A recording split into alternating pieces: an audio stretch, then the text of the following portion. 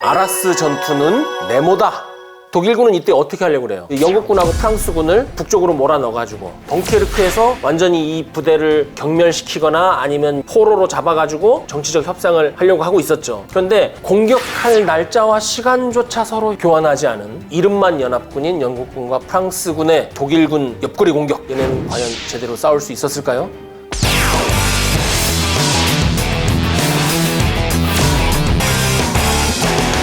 드디어 이제 만나러 갑니다. 연합군 같지 않은 연합군 영푸군과 만반의 준비를 갖춘 독일군이 5월 21일에 처음 만나서 조우전을 펼치죠. 예상했던 것보다는 좀 빨랐어요. 5월 21일 대낮에 프랑스군이 독일군과 먼저 조우를 합니다. 일부 기록에는 갑자기 독일군 전차와 조우를 해서 프랑스군하고 영국군 선두했던 대전차 부대원이 굉장히 당황했다. 그래서 영국군이 급히 철수했다. 이렇게 되어 있는데 사실 말이 안 되죠. 전차 오는 소리가 어디부터 들릴 것 같으세요? 수킬로미터 밖에서 들리고 독일군 오는 방향하고 부대 규모 같은 거 이런 거 저기서 또 보고 있는데 뭘 갑자기 만나갖고 당황하고 영국군이 놀라서 철수합니까? 이런 표현, 과장 이런 것에 굉장히 유의를 해야 우리가 전장의 실상을 알 수 있는 거죠. 그냥 영국군은 준비가 안 된 거예요. 영국군이나 프랑스군이 생각했던 것과 달리 독일군 전차가 단독으로 접근해 오니까 이것을 어떻게 해야 될지 마음의 준비, 육체의 준비가 되지 않은 거죠. 그리고 심지어 지난 시간에 알아본 것처럼 구체적인 작전 계획이나 명령이 내려간 상태가 아니잖아요. 지금 베이강 장군 뭐 하고 있습니까? 부대 순시하고 다니고 있잖아요. 차 마시면서. 그리고 내려온 것은 유일하게 영국군 총참모부에서 뭐라고 했냐면 강력하게 대응하라. 어떻게 강력하게 대응해? 보병이 전차가 저렇게 오고 있는데. 그러니까 당황한 거예요. 알고 있었지만 그래서 철수한 겁니다. 그러고 있다가 미리 자리를 잡고 있는 프랑스군 앞으로도 독일군 선두 전차가 도착하죠. 그리고 이제 교전이 시작되는 거예요. 독일군 선두는 아라스 전투 를 다룬 글 컨텐츠 보면 이제 자주 나와요. 이 부대 독일군 제25기갑연대, 이게 아라스 중심에서 서쪽으로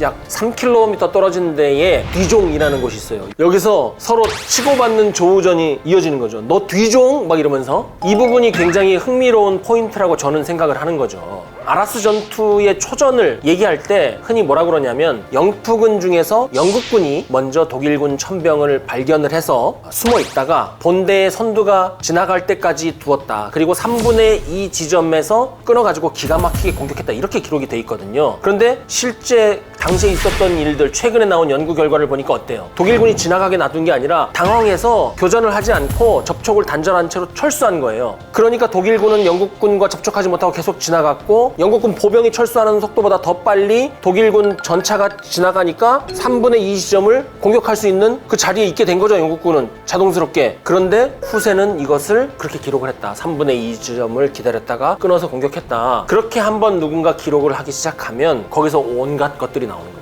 여기에 해석을 붙이고 영국군의 용맹성을 얘기를 하고 아라스 전투의 전통에 대해서 한번 누군가 하면 계속 그렇게 가는 거예요. 그러니까는 1차 사료, 그 다음에 처음에 기록한 사람이 굉장히 중차대한 역할을 하는 거예요. 뭐 이게 사실은 서사의 자연스러운 모습이기도 합니다. 그리고 나서 독일군이 계속 들어가는데 그 옆에 있던 프랑스군하고 서로 예측하지 못한 상태에서 만나니까 딱 둘이 달라붙었잖아요. 그래서 독일군 부대가 템포가 멈춘 거죠. 이 템포가 멈춘 건 어떻게 해석을 해야 되냐면 그냥 이동 대응으로 갈 때는 예를 들어서 전차가 한 줄로 갈 거 아니에요. 그런데 프랑스군하고 만나서 교전이 일어나. 그럼 어떻게 돼요? 공격 대응으로 펼칠 거 아니에요. 거기에 시간이 상당히 소요가 된다는 거죠. 일선용으로 전차가 들어오다가 퍼지려면 상당한 시간이 소요될 거 아니에요. 그리고 그렇게 멈춰서 이렇게 변형되는 동안 그때가 취약 지점이잖아요. 그런데 영국군이 여기 있는 거예요. 영국군이 이렇게 보니까 제가 계속 묘사하잖아요. 독일군이 이러고 있는 거예요. 자기 옆구리를 내밀고 저기 그냥 딱 때리면 그냥 리버블로 한 방에 가는 거잖아요. 이게 아라스 전투에 우리가 보지 못했던 진실이다. 그래서 클라우제비치가 뭐라고 그럽니까? 전장이라는 것은 안개의 영역이다. 우연의 영역이다. 이걸 매우 강조하잖아요. 우리는 이거를 더 우아한 표현으로 뭐라고 그래요? 운칠기삼. 마키아벨리도 이것에 대해서 얘기를 했어요.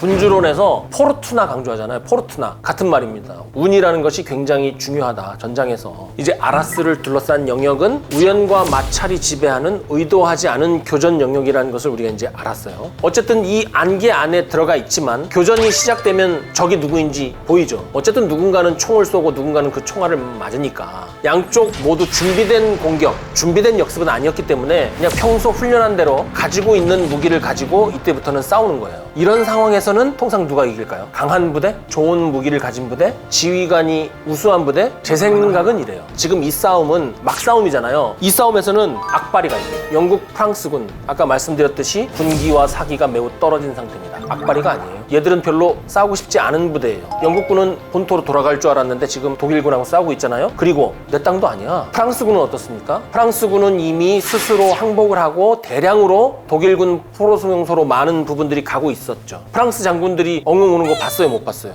봤죠. 장군이 울었다 소문 다 났을 겁니다. 악바리가 아니에요. 영국군과 프랑스군은 첫 교전이 일어나는 순간 직감적으로 패배를 예감했을지도 모릅니다. 하지만 싸움이라는 것은 전기에 감전된 것처럼 억지로 떼고 싶어도 떼어지지 않는 그런 것이죠. 치열한 교전을 계속 이어갑니다. 독일군은 그런데 어때요? 비교적 준비도 돼 있었고 악바리였어요. 이 교전 내용을 뭐 악바리 그런 추상적인 걸로 얘기하지 말고 숫자로 한번 정리해보죠. 영프군은 보병 15,000명의 전차가 74대가 있었고요. 독일군은 보병이 약 10,000명의 전차는 225대 이렇게 있었어요. 양측 모두 의외로 숫자가 적죠. 미리 양측의 피해부터 말씀드리면 영프군은 전차 50대를 잃었고 독일군은 전차 32대를 잃었다고 합니다. 그리고 양측에 난 전사자는 300명 정도로 비등비등 했다고 그래요. 제가 여기까지 얘기하면 감이 어떻게 오세요? 영프군은 악바리도 아니고 싸울 의지도 없고 독일군은 막 악바리고 그러면 독일군이 이기겠구나. 그럼에도 불구하고 영프군이 아라스 전투에서 상당히 독일군에게 피해를 입히고 전황에 크게 영향을 미치잖아요. 그러니까 이 상황을 이해를 하려면 전장 지형이라는 것을 이해를 해야 됩니다. 조우전 상황. 이 상황에서 더군다나 평지에서 교전이 일어났을 때는 먼저 공격한 측이 굉장히 유리하죠. 거기다 독일군은 지금 어때요? 길게 측방이 노출된 상태잖아요. 이 상태에서 옆구리를 맞으면 나 갈비뼈 맞았어 이게 되는 거죠. 그런데 반대로 영국군하고 프랑스군은 지금 어떤 상태예요? 준비는 안 돼 있고 악바리는 아닐지언정 공격을 위해서 밀집해갖고 전방으로 공격을 하려는 상태잖아요. 초전에 당연히 영국군과 프랑스군이 유리하죠. 특히 이제 앞에서 프랑스군이 독일군과 최초 교전이 붙었을 때 그 중간 허리를 끊을 수 있는 위치에 영국군이 본의 아니게 가 있었다고 그랬잖아요. 이것은 굉장히 유리한 이점인 것이죠. 하지만 이러한 이점이 그다지 오래 가진 않았습니다. 독일군 허리를 완전히 끊어서 독일군을 작전적으로 절단을 했으면 괴멸적인 피해를 줄 수 있었을 것인데 그렇게 하지는 못했어요. 왜 그렇게 못했을까요? 아까 숫자를 보면 충분히 비벼볼만 하잖아요. 왜 그렇게 못했을까요? 자, 일반적인 수준에서 한번 추론을 해보시자고요. 훈련의 차이였을까? 이런 생각을 해볼 수가 있죠. 독일군하고 영국군 훈련, 이 두 개의 차이가 있다면 무엇이 있었을까요? 결정적으로 이런 것이 있어요. 실전에서 반드시 필요한데 훈련할 때 했다 치고 넘어갔던 것들, 이런 것이 실전에선 하나하나 장애가 됩니다. 예를 들면 영국군은 전차와 전차와 보병 간에 무전이 안 됐어요. 실전과 같은 훈련을 해본 적이 없으니까 무전이 된다 치고 우리가 연락이 됐다 치고 이것이 실전에서는 이미 늦은 거죠. 두 번째는 지형 숙지의 차이가 아니었을까라고 생각을 해볼 수가 있어요. 독일군, 영국군 누가 더 이 지역을 잘 알고 있는 게 상식적으로 맞아요? 영국군이죠. 왜? 동맹군의 땅이니까, 프랑스 쪽이니까. 그런데 실제 지형 숙지는 독일군이 더 잘 알고 있었다. 왜? 독일군은 쉬는 시간에 카드 들고 이거 어디 하고 사판 훈련도 하고 자기가 공격할 루트를 스케치도 하고 또 요 앞에 말씀드렸잖아요. 독일군 총참모부에서 장교 병사 할 것 없이 교통비를 줘가면서 주변국 여행을 막 시켰잖아요. 그게 정신교육의 일환이면서 그 지형 숙지를 시키는 거죠. 그 다음에 이제 생각해 볼 수 있는 게 영국군이 먼저 선빵을 날려가지고 유리했는데 독일군을 결국 못 끊었다. 그럼 뭐 생각해 볼 수 있어요? 뒷심이 없었나 보다. 예비대가 없었나 보다. 제가 지금까지 영국군 제5사단 얘기하고 프랑스군 경기갑사단 얘기했는데 예비 얘기했어요? 예비 없어요. 딱딱 끌고 모은 거예요. 그냥 부대 하나 있으면 이걸로 덜렁 공격한 거야. 그러니까 여기서 만약에 뭔가 있어도 대비도 못하고 전과 확대도 안 되는 거죠. 자, 이런 일반적인 추론 말고 실제 전장에서는 어떤 일이 있었을까요? 다른 에피소드가 있어요. 롬멜 얘기를 좀 해보려고 그래요. 당대에 지금도 아마 통할 탑티어급의 지휘관인 것은 사실인데 롬멜은 첫 번째 전차전의 경험이 충분한 상태는 아니었어요. 더군다나 전차에 의한 단독 사격 및 기동 이것은 위계척 영역이었잖아요. 그러니까 롬멜이 여기에 대해서 자세히 알지 못하고 있었다고 해도 큰 과는 아니죠. 그렇기 때문에 아라스에서 예상치 못하게 측면 기습을 받았을 때 예하부대, 지휘관, 전차들로부터 동시에 다발적으로 많은 보고가 올라왔을 거 아니에요. 이거 어떻게 합니까? 라고 전시에 돌발 상황이 일어나면 모든 부대원들은 지휘관을 보게 돼 있죠. 어떻게 합니까? 하고 야전에서 지휘관으로 뭐 있었거나 아니면 작전 상황병으로서 훈련을 해보신 분들은 알 거예요. 적은 한 명인데 관측자, 접촉자, 다른 임무를 수행하던 인원 얘들이 동시에 관측해서 이 한 명을 3명, 4명으로 보고하는 경우가 종종 있어요. 그러면 이것이 어떻게 문제가 되냐면 적이 일개 중대가 출현했는데 대대나 연대가 공격해오고 있다고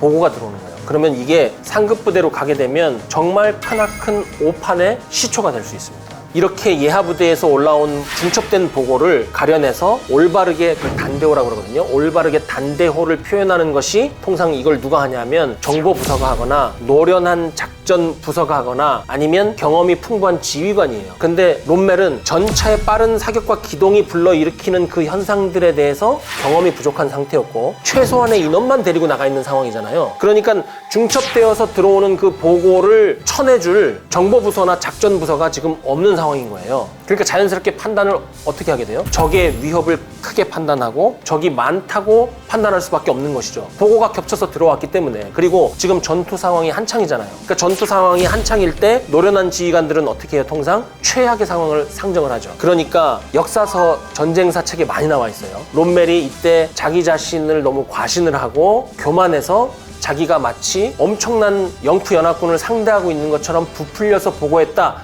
이렇게 다 적혀 있어요. 그게 아니라고요. 방금 말씀드린 이런 상황 때문에 롬멜은 자기가 정말로 한 4개 기갑 사단 정도를 상대하고 있는 줄로 아는 거예요. 그렇게 보고를 한 거예요. 그러나 이것이 당장 교전을 하고 있는 영프 연합군과 독일군 사이에 우열에 영향을 미치진 않죠. 4개 사단이든 1개 사단이든 부대가 할 일이라는 것은 내 앞에 있는 적에게 총을 쏘는 거잖아요. 그런데 이것이 전혀 생각하지 못한 곳에서 나중에 엉뚱한 나비 효과로 돌아옵니다.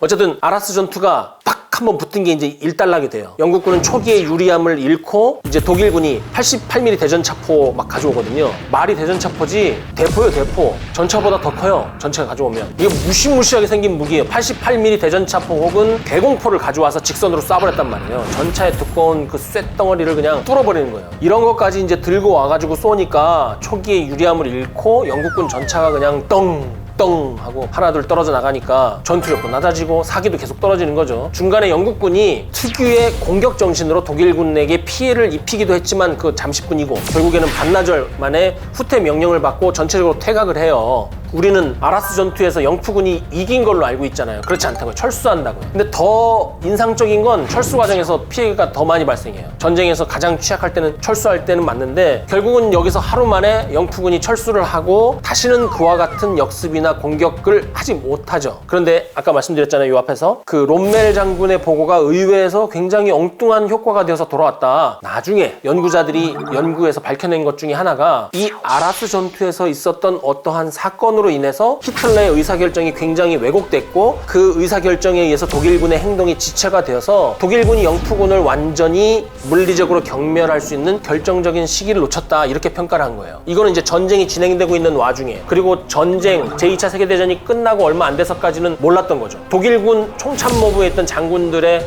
회고록, 인터뷰 결과, 이거를 통해서 밝혀진 거예요. 영국군하고 프랑스군을, 특히 구데리안 그 예하부대가 덩케르크에서 완전히 경멸할 수 있다. 나는 더 이상 기다릴 수 없다. 거기서 이제 구데리안 장군이 오케이, 멈추지 마 얘기했는데 히틀러가 아니야, 멈춰, 가지 마, 꼼짝 마, 거기 다 있어, 이렇게 얘기했잖아요. 그것을 히틀러가 중지시킨 원인이 이 아라스 전투에 있다는 거죠. 이 아라스 전투에 롬멜이 4개 기갑사단이 거기에 있다고 보고를 했잖아요. 그게 히틀러를 마비시킨 거야.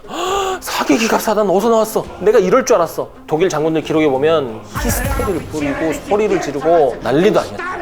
그래서 결국 어떻게 정리가 되는 거예요? 나중에 후세에 아라스 전투, 거기에 있었던 교전, 조우전이 결국은 덩케르크에서 영국군하고 프랑스군이 영국 본토로 철수할 수 있는 계기를 마련해 줬기 때문에 이것이 결정적인 작전이었다. 아라스 전투 잘 싸웠어요, 영국군 훌륭합니다 얘기를 했지만 상당히 포장된 측면이 있다는 거죠. 영국군이 잘했기 때문에 히틀러가 그 의사결정 속도가 늦어진 게 아니라 어쩔 수 없는 그 전장의 그 상황 때문에 잘못된 롬멜의 보고가 그런 나비 효과로서 히틀러의 오판을 잊게 했다는 거죠. 그러나 이제 역사서를 쓰는 사람들, 또 특히 그 전쟁과 관련된 사건을 가지고 교과서를 쓰는 사람들은 야, 그거 우연히 그렇게 된 거야, 그 롬멜이 혼자 그 보고 잘못해갖고 히틀러가 혼자 그렇게 쓸 수는 없잖아요. 교훈을 내야 되니까, 원인과 결과를 밝혀야 되니까. 그러니까 이제 그렇게 정리를 한 거죠. 그것도 이해를 못할 바는 아닌데 실제 그 현장에 가보면 그것은 아니었다는 것을 말씀을 드리는 겁니다. 자, 우리가 지난 시간에 시작할 때 뭐라고 그랬어요? 우리 추억의 프로그램 스펀지처럼 그랬잖아요, 제가. 아라스 전투는 네모다. 그 네모에 여러분은 뭘 넣고 싶으세요? 혹시 갑자기 돌발 질문. PD님, 아라스 전투는 뭐뭐다? 자라보고 놀란 것 같은 소뚜껑이고. 오, 자라보고 놀란 가슴, 소뚜껑 보고 놀랐다. 그것은 이제 마지막에 우리가 정리한 히틀러의 오판, 그것을 이제 그렇게 정리를 할 수 있겠죠. 아라스 전투에서 우연한 조우전이었고 영국군이 의도해서 공격한 것이 아닌데 독일군은 상당히 놀랐고, 더군다나 의사소통이라든지 통신체계 이런 것이 미비한 가운데 보고가 중첩되어서 오는 바람에 둘 다 합쳐서 1개 사단밖에 안 됐는데 롬멜은 4개 기갑 사단 정도로 최악의 상황을 상정을 해서 보고를 했고, 거기에 히틀러가 너무나 놀라서 자라보고 놀란 가슴, 소뚜껑 보고 놀라서 모든 공격을 멈추라고 했다. 그래서 이 아라스 전투에서 있었던 4개의 기갑사단설이 결국은 나중에 덩케르크에서 영투군을 경멸할 수 있는 결정적 기회를 놓치게 만든 하나의 단초가 된 것이다. 이렇게 정리를 할 수 있는 거죠. 그리고 아라스 전투를 우리가 알고 있다고 생각했는데 사실은 들어가서 보니까 모르는 것이더라. 영국군과 프랑스군이 연합군으로서 충분한 시너지 효과를 발휘했고 계획된 역습에 의해서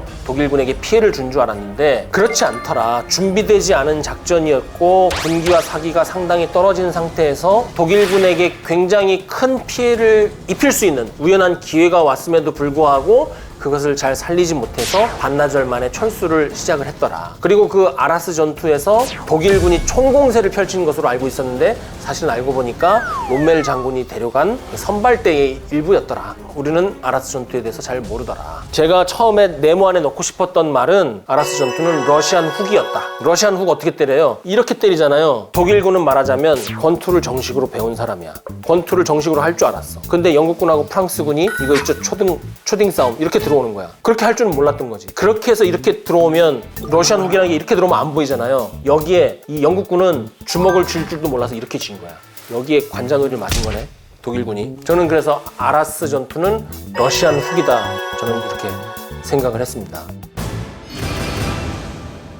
여러분, 오늘은 스위스에 대해서 좀 얘기를 해볼까 합니다. 2차 세계대전 당시에 스위스는 어땠을까요? 네덜란드, 벨기에, 노르웨이, 덴마크 얘들도 중립선언 했잖아요. 히틀러한테 가차없이 까였잖아요. 근데 스위스는 침략을 안 당했어요. 프랑스, 독일, 이탈리아에 껴있잖아요. 전쟁에 휘말리기 딱 좋은 위치예요. 포화 속에 휩싸인 유럽에서 중립을 유지할 수 있었던 스위스의 노하우 말씀해 주시기 바랍니다.